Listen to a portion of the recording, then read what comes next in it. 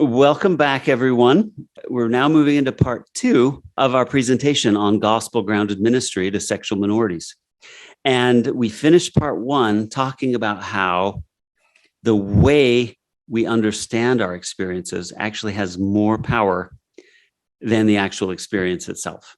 We showed that empirically, philosophically.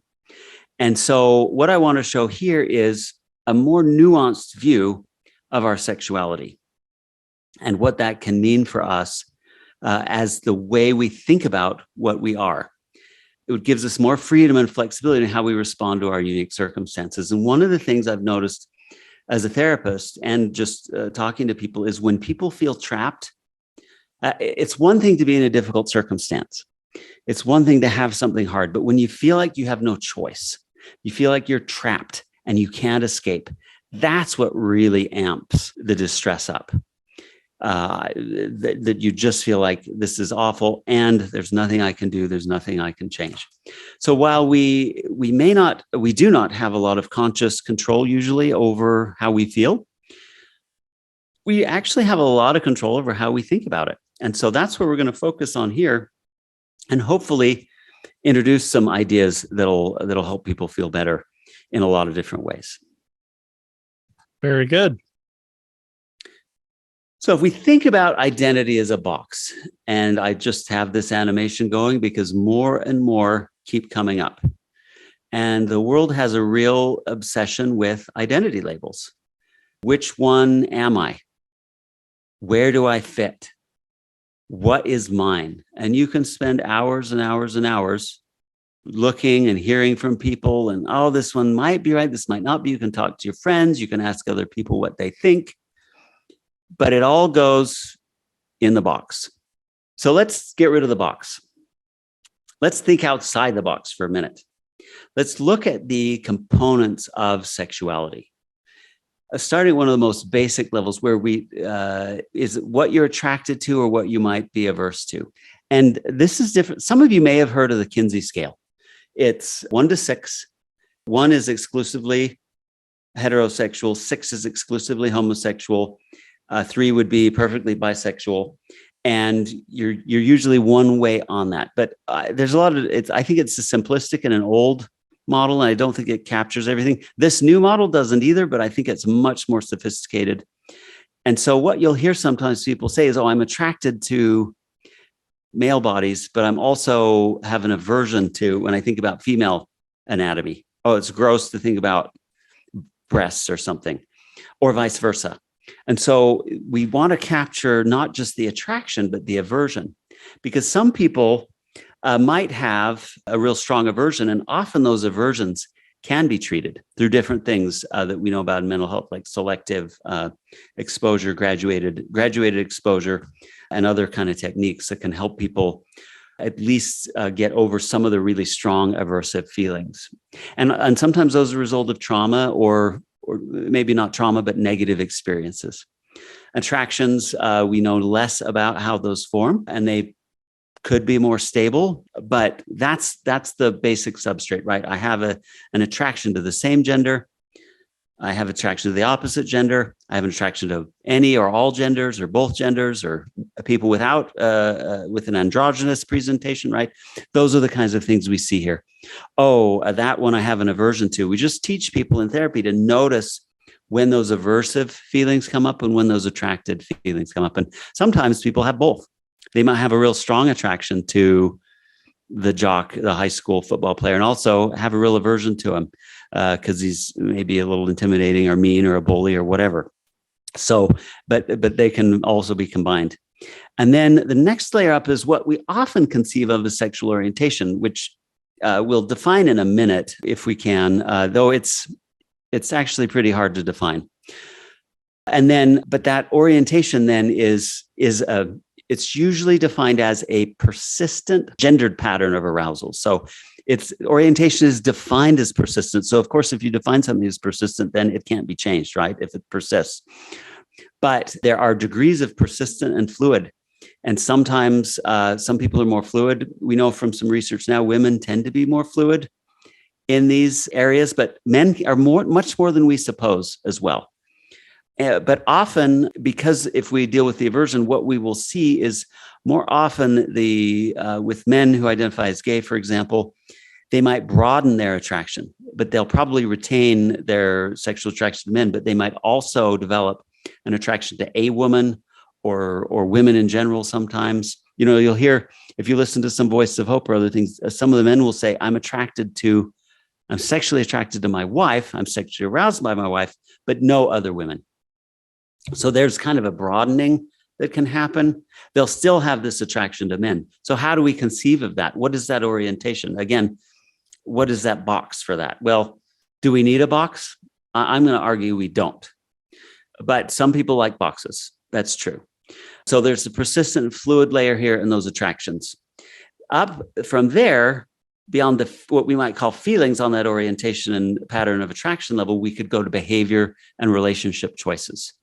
All right, so because I have this feeling, then what do I do about it? Oh, I'm going to date men, or I'm going to date women, or I'm going to date both men and women, or I'm going to not date.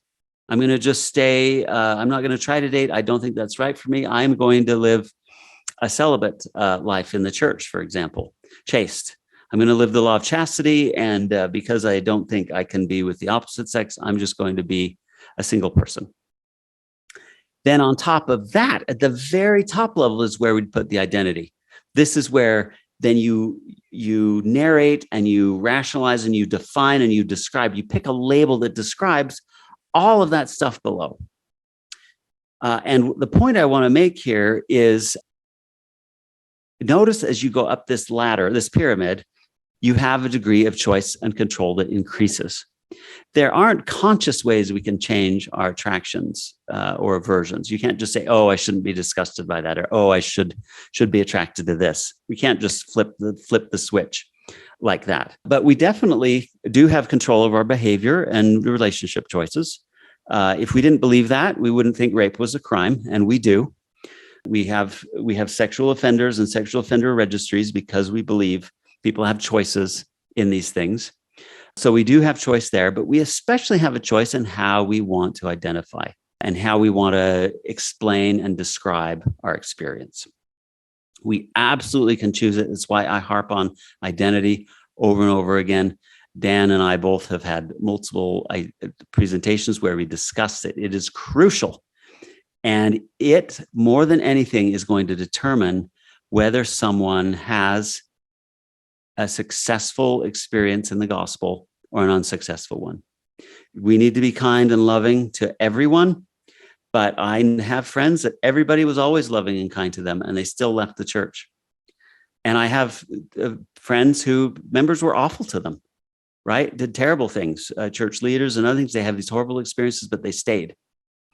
And because of how they wanted to see, how they chose to see their experience, not just their label and their identity, but the experience and the meaning behind those experiences caused them to make those choices. So I just harp on that over and over again. So this again, we've kind of already covered that. I'll just point out the last one. Some people will say, oh, have sex with a woman, and then you'll know if you're gay or not.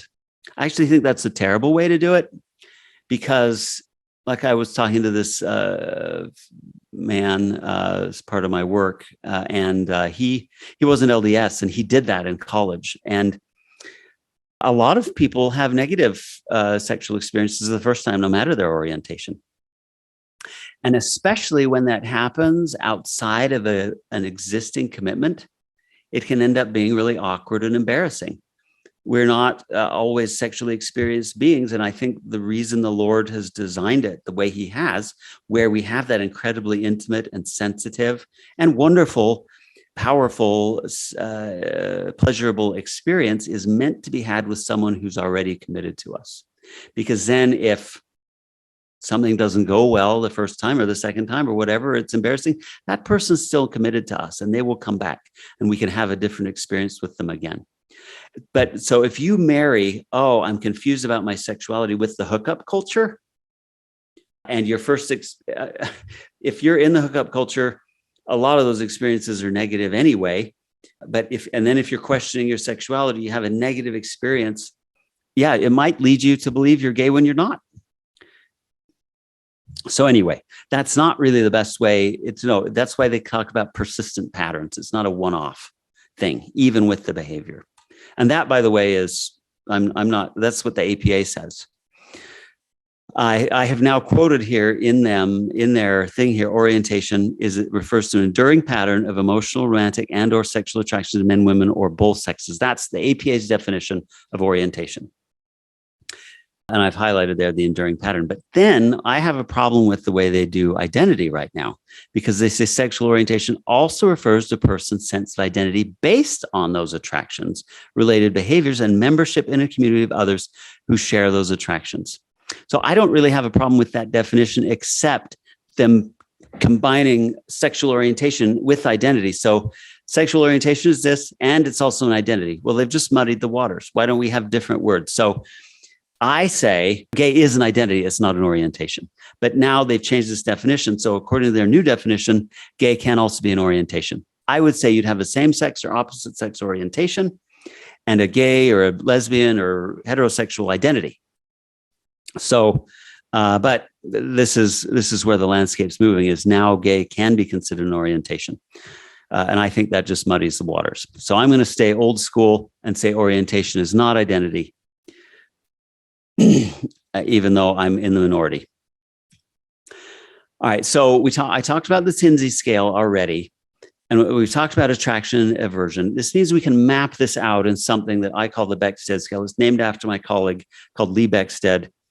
He's a good friend, a respected colleague of mine, not religious, very much in the gay affirmative world, very supportive of that. But we've come together on a great person. He's someone I really respect and admire, even as we have very different values and experiences. So he came up with this idea, and I think it's very useful. We can actually map out attraction and aversion on different aspects too.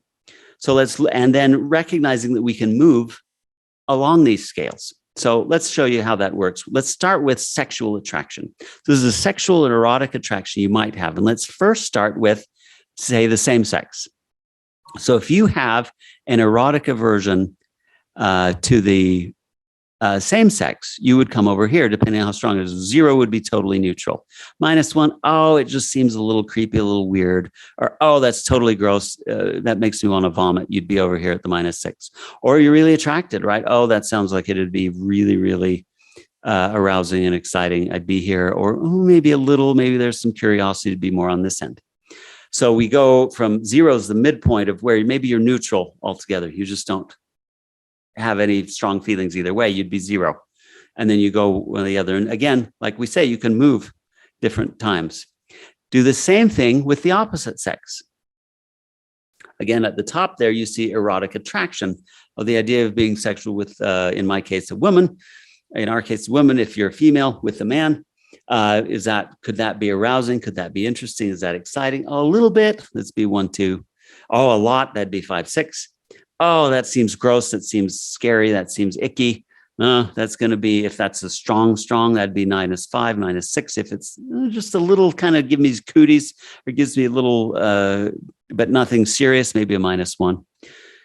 So if you have an aversion to same sex and a attraction to the opposite sex, we might call that a heterosexual orientation at that time. This is where orientation might be the word, because that's considered persistent. In this case, if you're fluid, if you happen to be on that day or that hour, you'd be in that quadrant for that time. Homosexual would be down in the bottom right quadrant, right? You have an aversion to the opposite sex, or at least neutral, right? If you're neutral, you'd kind of be a little bit up here, close to here, or maybe you'd be over here if you have kind of not that much aversion, but you still have strong attraction. Where are you on this? So again, it can move. If you're in the top right corner, you might be bisexual or pansexual for that moment.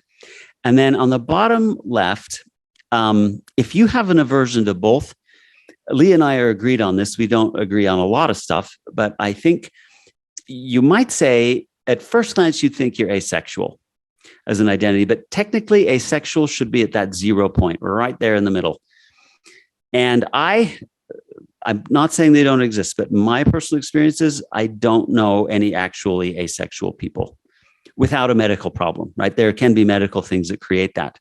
But in my experience, when we resolve attachment wounds, trauma, internalized stigma, those sorts of things, they don't identify as asexual anymore. In my personal experience, all the asexuals I've seen and worked with have some of this stuff going on. When that's resolved, they show up in one of these other 3 quadrants. So we wouldn't call that, I think Lee and I agreed on that. Someone with strong aversions to both might probably have some unaddressed trauma or relational wounds. And when those are resolved, at least some of those aversions will reduce. It's at least 0, right? If nothing else. Right. So here are some examples from, so I think all 3 of these are from TikTok. Mm-hmm. And TikTok is where people just kind of announce to the world all their psychodrama, right? And it's apparently good for other stuff, but there's a lot of that. Right. So in that bottom left quadrant where we talk about attachment and issues and trauma and right those there. kinds of things, Mm-hmm. let's look at some examples here from TikTok. I hate being a gay trans mask because no gay men see me as a man and they never find me attractive. I hate not liking girls because they're the only ones that compliment me and ask me out, but I'm gay. I'm too feminine for gay guys and it's stupid. I hate feeling like I have to make myself look more masculine to get the approval of cis men that wouldn't even have interest in me. Now I say child, but it looks like an adolescent or teenager saying these things. Mm-hmm. But there is a lot going on here. Yeah. Okay. Think about this is not a psychologically healthy description of someone's orientation.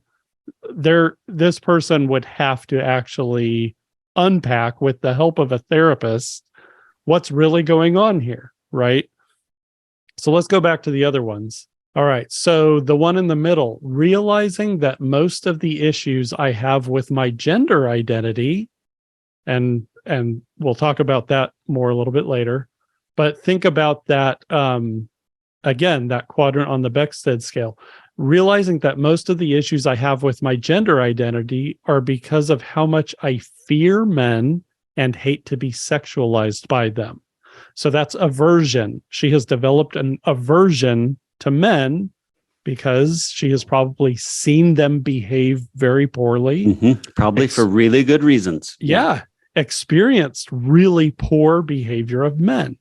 Mm-hmm. So obviously she is going to be in one of those quadrants on the Beckstead scale or a similar scale where you're showing up with aversion and there are reasons for it, trauma or something.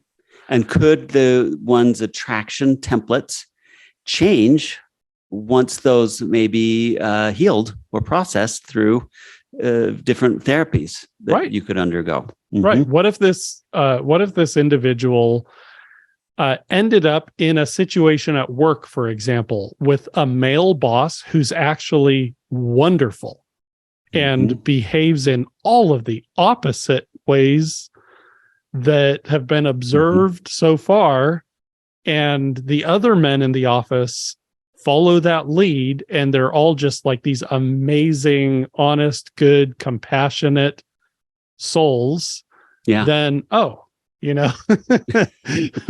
do you think is going to happen to the gender identity of this person, right? It could shift. It could. Yeah. And the last one, same thing.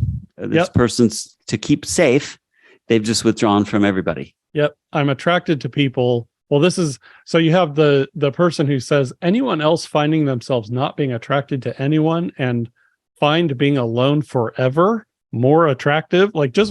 I want to be alone. I don't want to even have any relationships. And one of the commenters says, I'm attracted to people, just not emotionally invested or numb to feeling it because of trauma.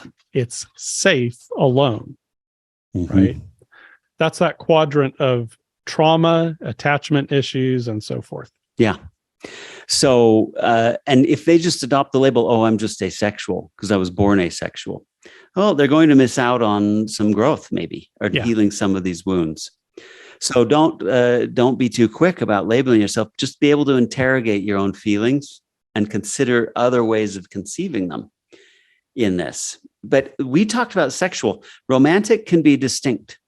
I do have some clients that I talk to that may have a sexual attraction to men, but the idea of like living with them, picking out a house together, traveling, like a partner, like a romantic partner, they have no interest in that.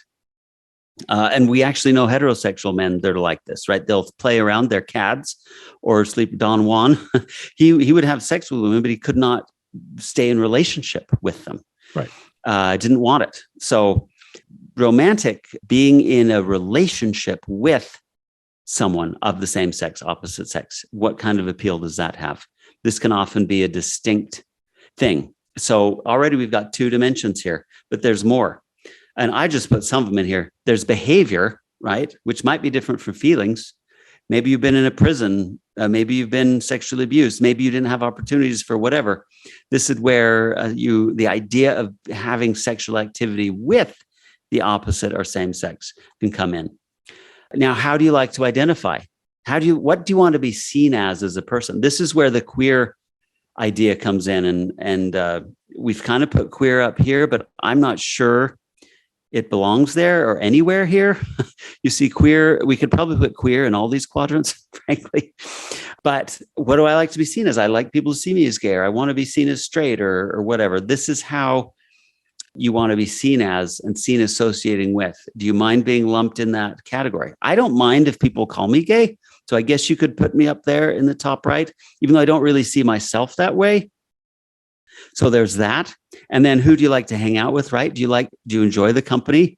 That woman's quote we read in the last session, where she loves queer men and gay men. Who do you like to hang out with? I had a friend in high school who loved to hang out with gay men, but was not himself gay. So there's kind of a social way there. There's also the opposite. Now here, this is affiliational attraction. We have this expression, oh, he's a man's man. Very often, those are men that love to be with other men. They go to sports bars, they join bowling leagues, they do things like that. You would call them homosocial. That doesn't mean they're gay or homosexual at all. There's some men that just prefer the company of men more than women. And I don't know what we probably just call that social on the top right. Heterosocial, oh no, I'm always with the girls. Omnisocial. Omnisocial, good job. And again, if you're the bottom right, you're averse to both. People say, oh, I'm just an introvert. Well, if you're terribly averse, you've got more going on than so just you mean the introvert. bottom left? Bottom left, sorry. Okay. Yeah. Those attachment wounds and trauma can go on. So affiliational, there's aesthetic. We don't have labels for this, but there's some gay men I know who love putting makeup on women, who love dressing their hair, designing their clothes. There's also straight men who do that too. So they'll have an aesthetic attraction. But it may or may not mean anything about their sexuality or their orientation, but there's an aesthetic attraction. There's probably, I know some heterosexual photographers that'll photograph, beautiful men or muscled men or whatever, right? They have an aesthetic appreciation for that, but they're not necessarily erotically attracted that way. We could go on and on with these. I want to point out there's multiple dimensions of attraction. We just went through sexual behavior, sexual feelings, your affiliation, your sociality. There's all kinds of these, and there's probably more that I haven't come up with. So what causes these orientations? And this is a long, fancy way to say we don't know.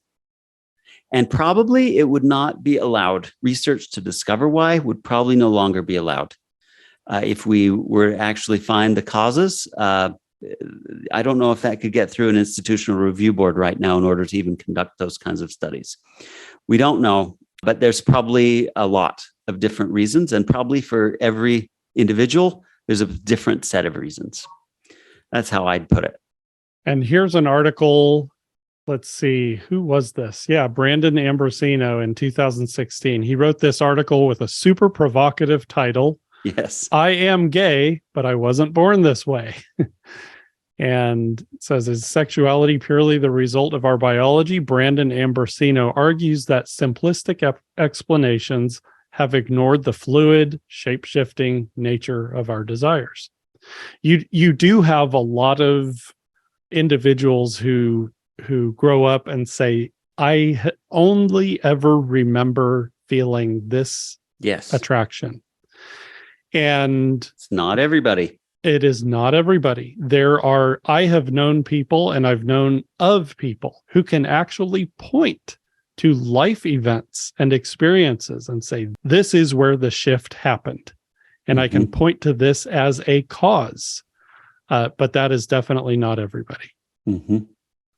And here's a woman saying basically the same thing. Do we want to read this, or people can just look at it? But yeah, I'll go ahead and read it. And this is Vera Wisman in her book, Queer by Choice, where she actually surveyed a number of individuals. And she said, the claim that homosexuality is legitimate because it is not chosen is androcentric, which means it's a man-focused claim, right? Treating a common male experience as generically human. Apparently, the vast majority of gay men in the US do understand their homosexuality as an orientation that they did not choose or create. But lesbian identities span a continuum from a model of lesbian identity as a conscious political choice to a determinist model like that of most gay men. The born that way stance not only lets the other side set the terms of the debate in heterosexist terms, but also denies the complexities of the lesbian world. So it's about a lot more. This identity is about a lot more than just what you're attracted to. Yes, absolutely. There's a lot more going on than just the simple declaration of born that way that really was applied to everybody for the longest time. Yeah. But now people are a lot more reluctant to make those kinds of claims. Yeah. So can orientation change? Well, if we define it as something unchangeable, no. But we've already seen people do have sexual fluidity. And regardless of that, identities can and do change. As Vera just told us, there is an element of conscious choice and deliberate. This kind of fits me because of my political orientation or stance or whatever else I want to say about myself. I'm going to adopt this label. So the bottom line is, I think what you're sexually attracted to is too reductive. And this, I'll get personal for a minute. Yes, if you strapped me in a chair and showed me gay porn, I could probably get aroused by that to this day. But I say that's too reductive in the sense you could also say a human being is just a collection of water, calcium, potassium, right? Is that true? Yes. But is it really true? No, it's too reductive because it misses more than it describes. And I think to say that it's just my orientation, it's to say that my orientation hasn't changed in one sense is true, but it misses all that has changed, which is I don't feel like I'm deprived. I don't feel like I'm missing out on something. I do not yearn for a gay relationship. I do not. I'm very happily married in all aspects of my marriage. I'm attracted to my wife. I love my wife. Doesn't mean it's a perfect, that we always get along perfectly or we don't continue to have challenges, but it does mean that has changed. There was a time in my life where I thought marriage was impossibly beyond me. I thought I wasn't capable of being a boyfriend to a woman, let alone a husband. And that changed. And that is probably, in my view, more miraculous than if a switch flipped and I all of a sudden was attracted to women and not men.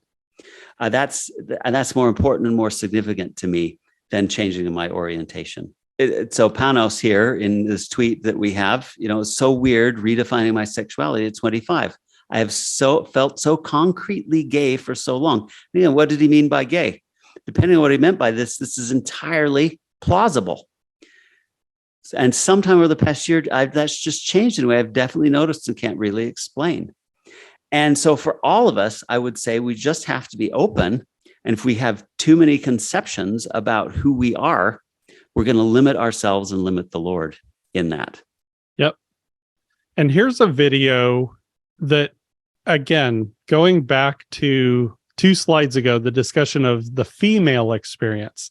This is really fascinating because it talks about the element of physiology in the experience of female sexual attraction. So let's watch maybe the first 30, 40 seconds of this.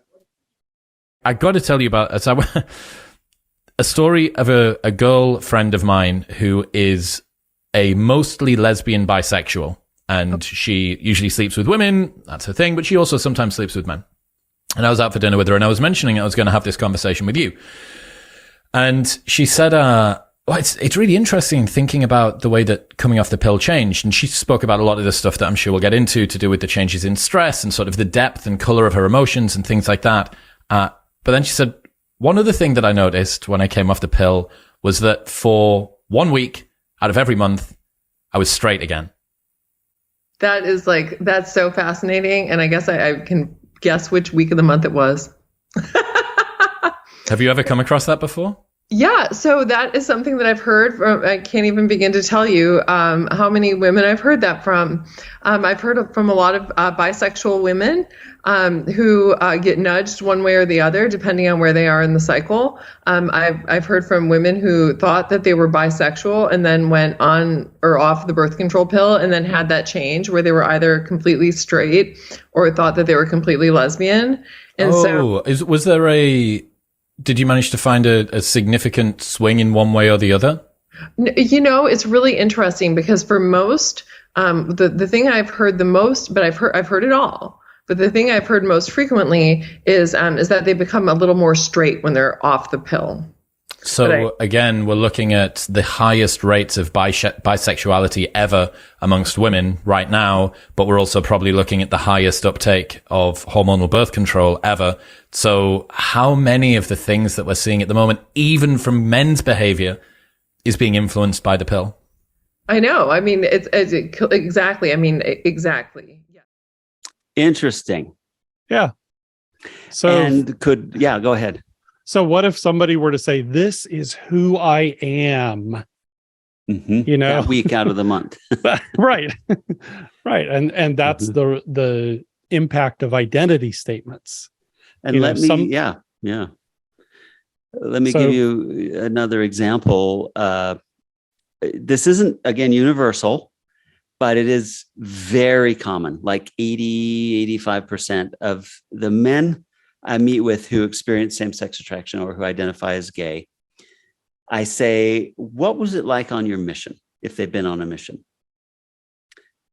Now, if they had a good mission and generally good relationships with their mission president and the district, even if their companions were kind of jerks or whatever, if they had relatively good experiences where they fit in, they almost all tell me that it was a pretty latent stage. In other words, it came up briefly and a little bit, but it was not an all-consuming, distressing, distracting, dominant part of their thinking, their sexuality, their sexual attractions, their romantic attractions.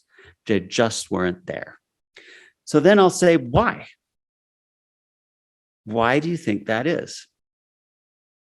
And they usually don't have an answer, so I have them keep thinking about it. But I think, again, how we feel attached, if we feel like our lives have a sense of purpose and meaning, that we're making a difference in the world, that we feel like we belong, that we feel like we're cared for, then some of these needs may go away or more often probably diminish drastically so that it's not really a dominant issue. And in the LDS world, though, this really sets people up to fail because they might say what I said. I said, God, I'm going to work really hard on my mission. And if I do, you're going to take this away. You're going to make me straight. And I'm not going to feel these feelings anymore. Well, the beast of it is it seems to work. The feelings went away. That was my experience on my mission. It was hardly an issue. I was kind of aware of it. And like I was, but it was not at all distracting or troubling to me, and very basically a non-issue, almost like 99% of the time. So then what happens? You come home, you've got to make all these, I had to make all these decisions. Where am I going to go to school? What's my major? Where am I going to live? And being surrounded by people with a common purpose and goal who cared for me generally, and where I wasn't focused on myself and I had this higher purpose, all of a sudden that is gone. And for a lot of us, sometimes it takes months, sometimes it takes a year, but sometimes it's just a few days. It comes roaring back. And then you're like, oh my gosh, God, you broke the deal. What did I do? What did you do? All of a sudden that there can be a sense of betrayal and anger. God has abandoned me. God let me go. Oh, he didn't take this away. It was never gone. Right. Well, what I'd just say to somebody like that is, if it's shifted before, could it shift again? Maybe it could. And why? What might cause those shifts to happen again? And one of the other things that not a lot of people talk about, but is very common among the men, again, that identify as gay or same-sex attraction, is most of them either in the past or even in the present can identify some heterosexual desire. Oh, I had a crush on Susie in 6th grade, they might say. Or, oh, Laura in 8th grade, I got these little butterflies when I saw her in the dance recital. And they'll forget about it, or they'll say it wasn't meaningful. Again, how did they narrate that? How do they conceive of that story? And just because they have those feelings doesn't mean they'll be able to get married, right? That doesn't mean, oh, all these gay people are choosing to be gay and it's just they're being stubborn or wicked or whatever. I'm not trying to say that. What I am just trying to say is open people's ideas up to the possibility, not the inevitability, not the absolute truth, but the possibility there might be some more fluidity and flexibility here than we're supposing. Maybe. Just try that on for size. And that's maybe where we could conclude this with this study quote here, which again empirically backs up what I'm trying to say. Sexual attraction, behavior, and identity demonstrate remarkable variability within persons over time, making one's identity a poor indicator of lifetime attraction or behavior. So identifying as gay actually is not a good predictor of your lifetime attraction or behaviors. People are likely to explore their sexuality over their lifetime, during which one may engage in same-sex activities without adopting an LGBT identity. This is Tyler Lefevre, who is a researcher in this field. I'm acquainted with him a bit. Okay. But he's quoting. I thought it was Lisa Diamond. Yeah, he's quoting Lisa Diamond there. You see the citations from Lisa Diamond, but this is Tyler Lefevre, another researcher in this area, who's making the similar point by using some of her data. Yeah. Okay. Yeah. Again, we need to reiterate, this is not a discussion where we or anyone else should make a claim. Oh, hey, you can change, right? No, we'll talk about in part 4 how to talk to people about this. Right.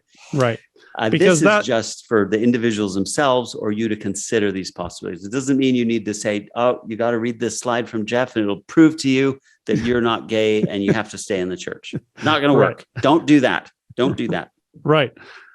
But what we are showing is there are narratives that a lot of people have adopted over the years, that there is only one experience that can be pointed to. There's only one way of thinking about these kinds of experiences. Mm-hmm. And there's not any other way to approach them. Yeah. And that is not true. Yeah. So tune in next time for our discussion about the restoration model of sexuality. It's a totally different way of thinking about things than maybe you've heard before. So I'm excited to tell you about that. Very good. Thank you. Thanks.